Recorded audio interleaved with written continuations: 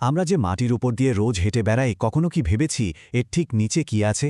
ওখানে কিন্তু একটা আস্ত জগৎ লুকিয়ে আছে। স্তর, জীবন আর কত যে গল্প। চলুন না আজ সেই গোপন জগতের ভেতরে একটা অভিযান চালানো যাক। আমরা একদম কাছ থেকে দেখব মাটির প্রত্যেকটা স্তরকে। কি সেই জগৎ, তাই না? মাথায় আসছে তো প্রশ্নটা? দারুণ। চলুন ঠিক এই প্রশ্নটা দিয়েই শুরু করি আমাদের আজকের এই জার্নি। আমরা কিন্তু একসঙ্গে একদম স্টেপ বাই স্টেপ এর উত্তরটা খুঁজে বের করব। তো একদম বেসিক থেকে শুরু করা যাক, কেমন? আচ্ছা ভাবুন তো, মাটিকে যদি আমরা একটা বড় কেকের মতো লম্বা করে কাটি, তাহলে কি দেখব? দেখব যে ওপর থেকে নিচ পর্যন্ত কয়েকটা আলাদা আলাদা লেয়ার বা স্তর আছে, তাই না? ঠিক এই জিনিসটাই হলো সয়েল প্রোফাইল। আর এই যে প্রত্যেকটা আলাদা স্তর, এগুলোর একটা সুন্দর নাম আছে, হরাইজন। আর এই পুরো ব্যাপারটা মাথায় গেঁথে ফেলার জন্য একটা সুপার সিম্পল উপায় আছে। শুধু এই একটা লাইন মনে রাখুন, সোয়েল প্রোফাইল মানে আর কিছুই না, মাটির লেয়ার বাই লেয়ার গঠন। ব্যাস, মূল আইডিয়াটা কিন্তু এটাই। এখন কথা হলো, মাটি মানে কি শুধুই ধুলোবালি? না, একদমই না। মাটি আসলে একটা জীবন্ত সিস্টেমের মতো। এর মধ্যে বালি, পলি, কাদা, এই খনিজ পদার্থগুলো তো আছেই, কিন্তু আসল ম্যাজিকটা হলো হিউমাস। হিউমাস কি?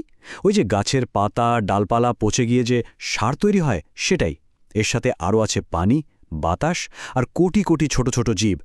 আর সত্যি বলতে এই হিউমাসে কিন্তু মাটিকে জীবন দেয়। ওকে, তাহলে এবার আমাদের আসল অভিযানটা শুরু হচ্ছে।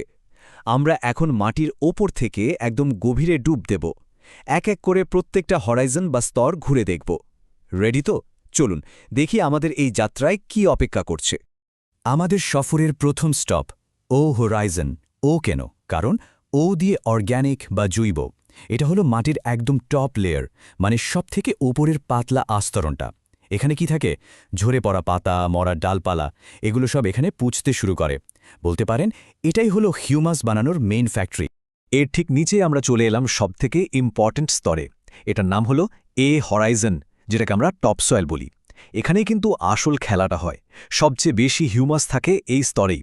গাছের প্রায় সব শিকড় আর কোটি কোটি উপকারী জীবাণু এখানেই ঘর সংসার পেতে বসে। সোজা কথায় চাষবাস থেকে শুরু করে সবকিছুর জন্য মাটির এই অংশটাই সবথেকে উর্বর, সবথেকে দামি।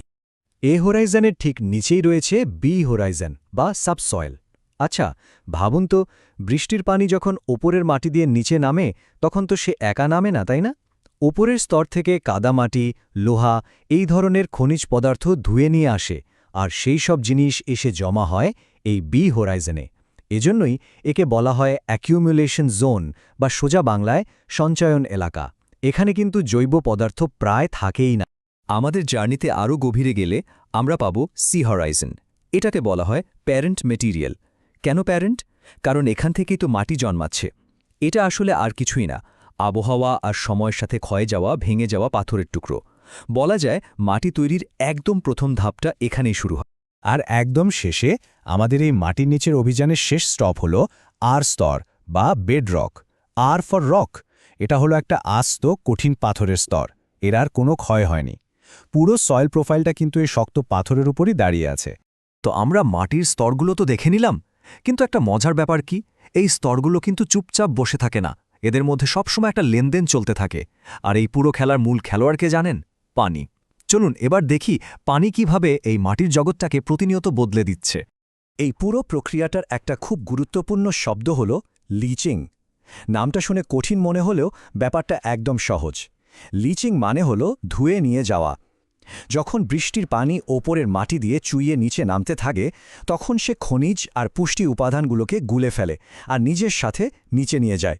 ঠিক যেমন গরম পানি চায়ের পাতার মধ্যে দিয়ে যাওয়ার সময় তার রং আর স্বাদ বের করে নিয়ে আসে।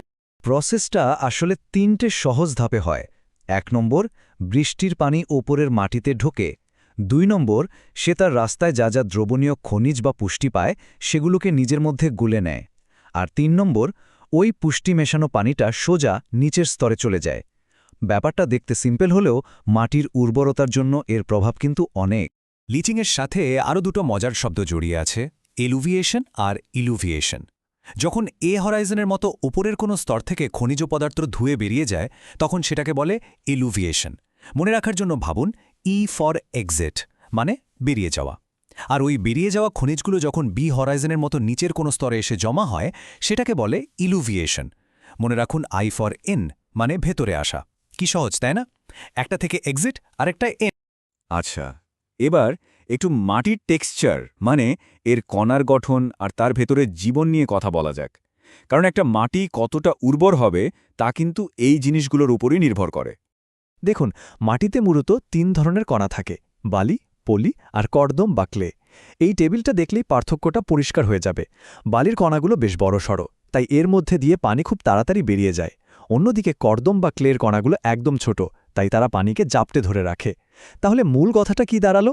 বালি পানি বের করে দেয় আর কর্দম পানি ধরে রাখে। এ একটা লাইন মনে রাখলেই চল। তাহলে একটা ভালো উর্বর মাটির রেসিপিটা কি?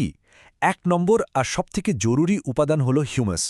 এর সাথে মেশাতে হবে সঠিক পরিমাণে খনিজ, মানে নাইট্রোজেন, ফসফরাস, পটাশিয়াম। আর লাগবে ভালো এরেশন, মানে বাতাস আর পানি চলাচলের সুন্দর ব্যবস্থা। আর ফাইনাল টাচ হিসাবে লাগবে কোটি কোটি সক্রিয় অণুজীব। এই সব কিছু যখন একসাথে ঠিকঠাকভাবে মেশে, তখনই একটা মাটি উর্বর আর জীবন্ত হয়ে ওঠে। এই টপিকটা নিয়ে না কয়েকটা কমন ভুল ধারণা আছে, যেগুলোতে অনেকেই ফেঁসে যায়। চলুন এবার সেই ভুল ধারণাগুলো ভেঙে একদম পরিষ্কার করে নেওয়া যাক। প্রথমেই একটা খুব কমন ভুল। অনেকে ভাবে যে বি হরাইজনটা বোধহয় সবথেকে উর্বর, কারণ ওখানে তো সব খনিজ এসে জমা হচ্ছে। কিন্তু এটা একটা বড় ভাদ। সত্যিটা হলো এ হরাইজন বা টপসয়েলই সবথেকে উর্বর। কেন? কারণ উর্বরতার আসল রাজা যে হিউমাস, সে তো ওখানেই থাকে। কাজেই মনে রাখবেন, উর্বরতা থাকে ওপরে, নিচে নয়। আর একটা ভুল ধারণা হলো লিচিংয়ের ডিরেকশন নিয়ে। কেউ কেউ গুলিয়ে ফেলে, ভাবে লিচিং মানে হয়তো পুষ্টি, মাটি বেয়ে উপরে উঠে আসে। না, একদমই না। লিচিং মানে সবসময় ধুয়ে নিচে নেমে যাওয়া। এটা গ্র্যাভিটির নিয়ম মেনে চলে। তাই পুষ্টি উপাদান সবসময় ওপর থেকে নিচের দিকেই ধুয়ে যায়। ওপরে ওঠার কোনো প্রশ্নই ওঠে না। তো আমরা আমাদের আলোচনার প্রায় শেষ দিকে চলে এসেছি। এখন সময় হলো যা যা শিখলাম তার থেকে সবচেয়ে জরুরি পয়েন্টগুলোকে এক জায়গায় নিয়ে আসার, এমনভাবে যাতে ব্যাপারটা সারা জীবনের জন্য মাথায় থেকে যায়।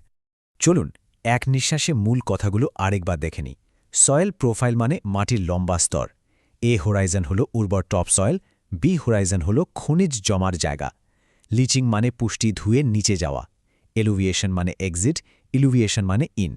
আর ফাইনালি বালি পানি বের করে, কর্দম পানি ধরে রাখে। ব্যাস। আর যদি সবকিছু ভুলে গিয়েও শুধু একটা জিনিস মনে রাখতে চান, তাহলে এই বাক্যটা মাথায় গেঁথে নিন। এ হল হিউমাসওয়ালা উর্বর টপসয়েল। বৃষ্টিতে লিচিং হয়ে পুষ্টি এ থেকে এক্সিট করে, অর্থাৎ এলুভিয়েশন হয়। বিতে ইন করে, মানে এলুভিয়েশন হয়। বালি পানি ছাড়ে আর কর্দম ধরে রাখে। আসলে মাটির এই যে প্রোফাইল, এটা তো আমাদের পৃথিবীর চামড়ার মতো, যা সমস্ত জীবনকে আগলে রেখেছে। এর প্রত্যেকটা স্তর যেন হাজার হাজার বছরের একটা জীবন্ত ইতিহাস।